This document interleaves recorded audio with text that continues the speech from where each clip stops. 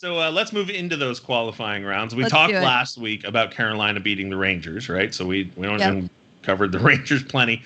But I think the biggest story of the qualifying rounds was Chicago beating Edmonton, right? Right. And taking out, I mean, what? Like, why? Why? And poor Edmonton. I mean, it's just such an upset for them.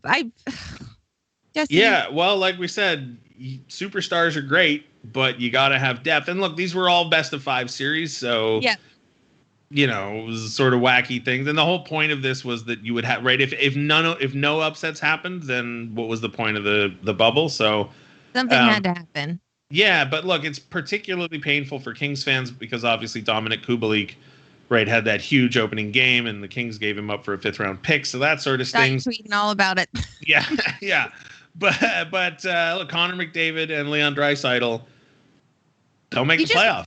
You just want to see them get rewarded, you know? Like, it just felt like they should have continued on, and in a regular season, had they finished it out, maybe that would have been the case. I don't know. It stinks, but it's crazy. But that's what makes playoffs fun, and I guess even more fun this year because it's just like, what? It's the wild, wild west, literally. Yeah. Like, upsets are going to happen, and people aren't going to make it. I think I heard Chicago had 9 players who had never had any postseason experience. Wow. So I mean, that's fun, right? Like, good for them, good for those guys, and you know, Chicago, St. Louis, LA, and Pittsburgh were all at sort of varying similar levels of rebuildiness back in 2005 to 2010, right? And obviously Chicago wins their cups, LA wins theirs, Pittsburgh wins theirs, St. Louis doesn't do it in that same window, but might have kicked off this new window with theirs. St. Louis is still in their cycle, but I feel like Chicago and LA have begun their next identity. You know, Chicago still has Taves and Kane and Keith. LA still has Kopitar, Brown, and Doughty. Yeah. And they have Crawford, we have Quick, but they're sort of moving on to the next chapter, as are we. And just as they were, a few pages ahead of us 10, 15 years ago, they are again now. But I just find it interesting that, like, the same franchises, as we enter this new sort of decade, we're seeing the sort of similar storylines play out from previous ones, which just goes to show you it's not about superstars. I'm going to pull a little Jerry Krause here. It is actually about organizations. You do need great players, but great organizations get you those players. Anyway, I'm rambling.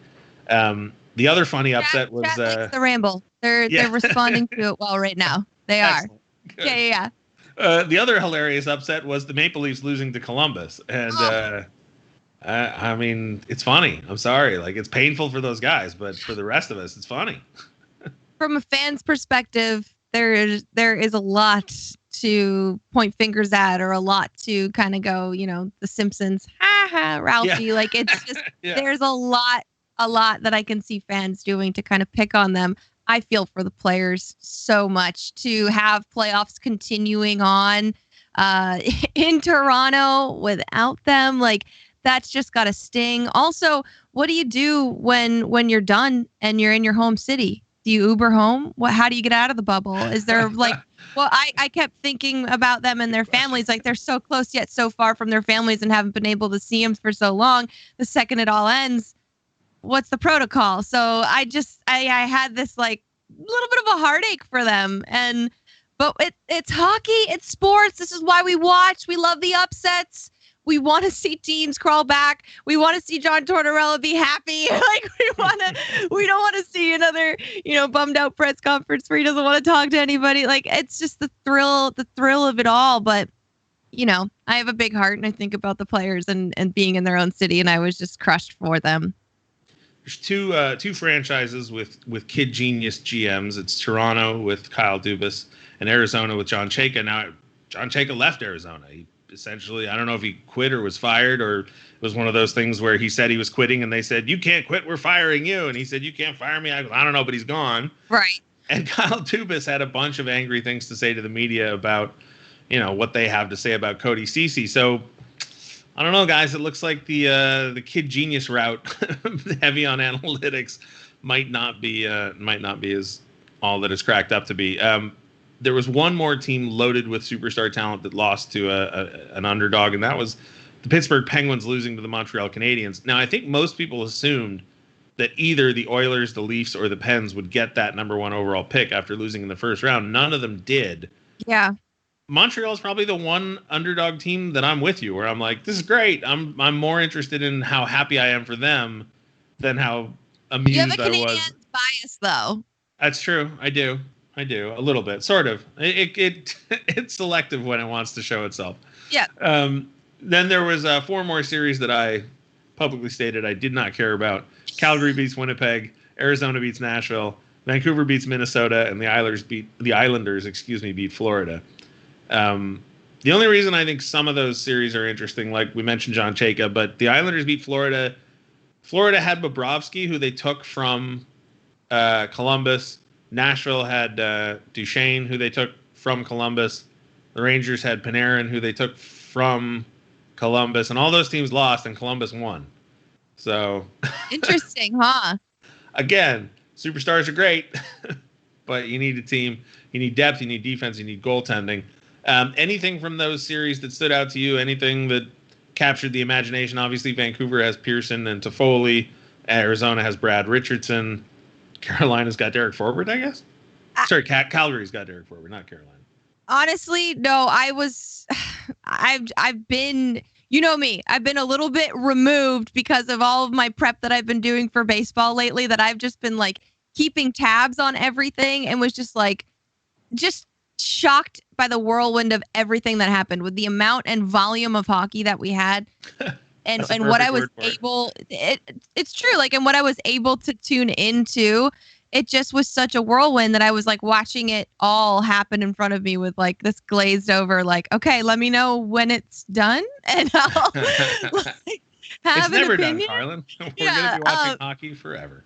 I don't really have much to say about, what happened other than like, it's just crazy that like Pittsburgh's out, Edmonton's out, some of the greatest goal scorers in the game right now, currently, like Sidney Crosby, Connor McDavid, aren't able to showcase themselves on the biggest stage in hockey right now. And it's just like, what is happening? Like, what would this have happened in a regular season? So the little routes in my hockey brain are just like crossed with just like, I don't know what to think of all of this.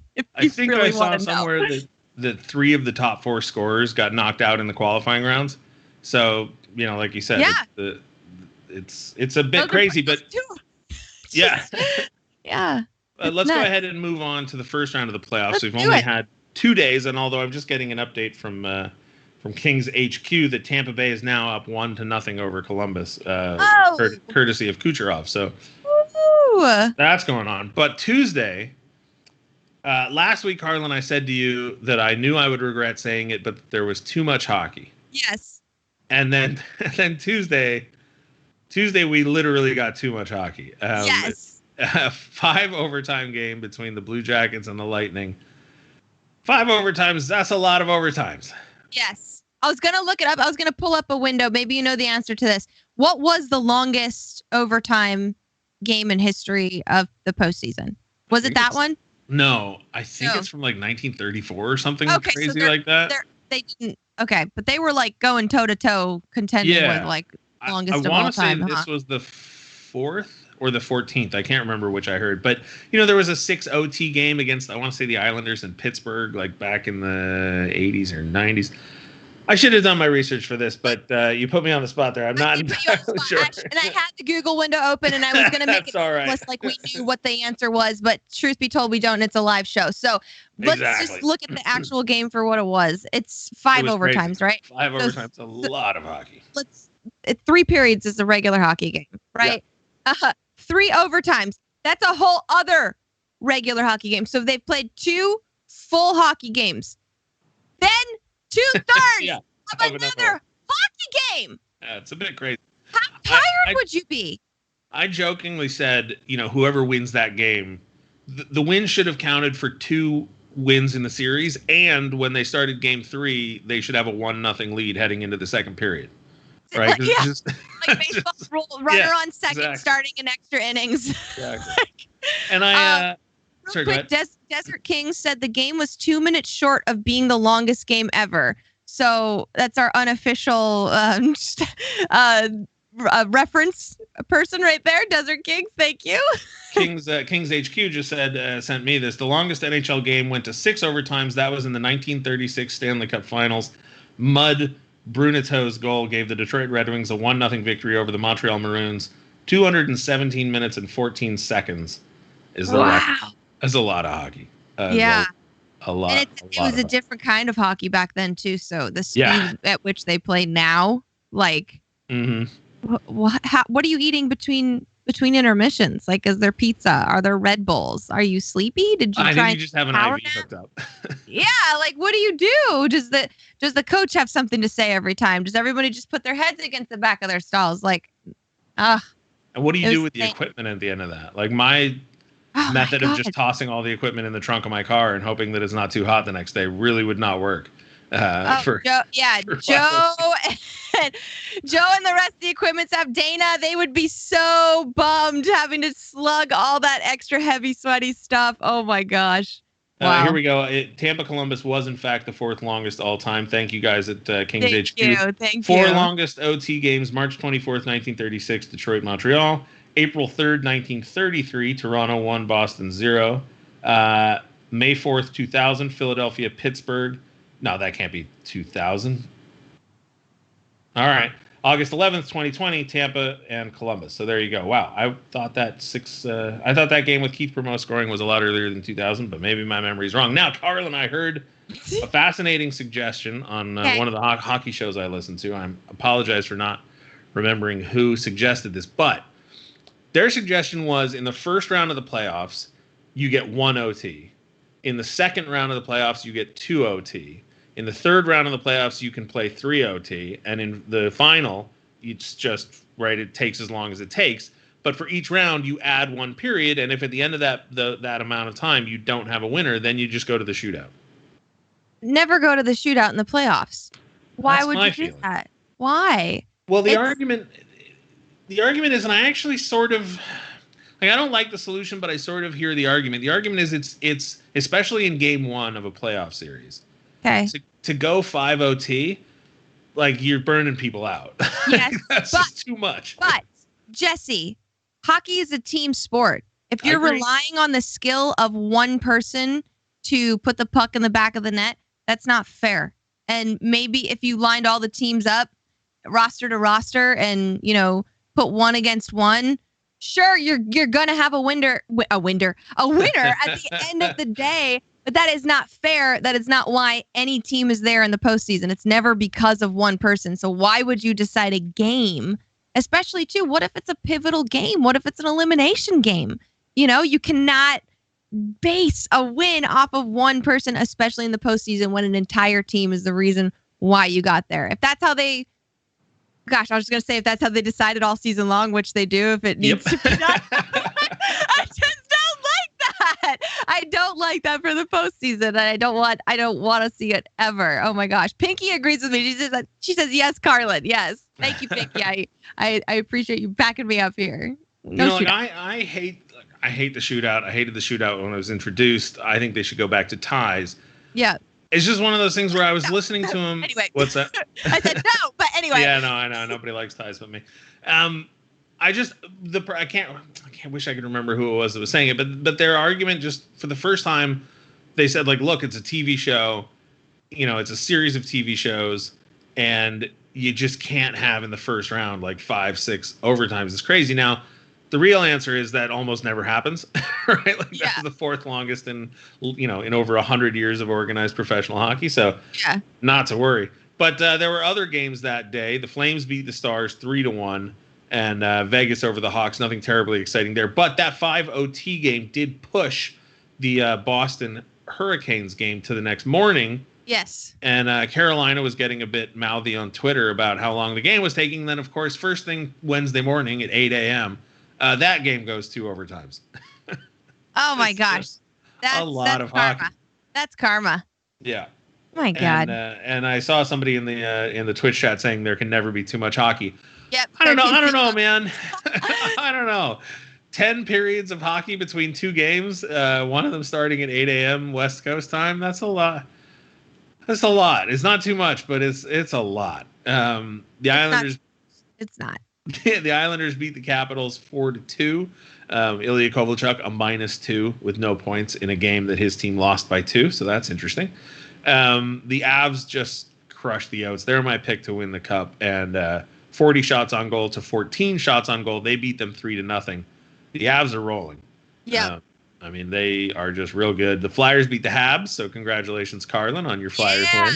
And Nate Thompson, former King, who's also playing the Montreal Canadiens, which was his former team right before, the deadline. So I think that's more fun for him, too, to play against his former team right there and then being able to do that. I love that. So yes, Flyers have a special place in my heart, but I love how Kings fans will kind of cling to a team that has a former King on it. And I think that's a great pick for anybody looking to support Nate Thompson as the Flyers roll on.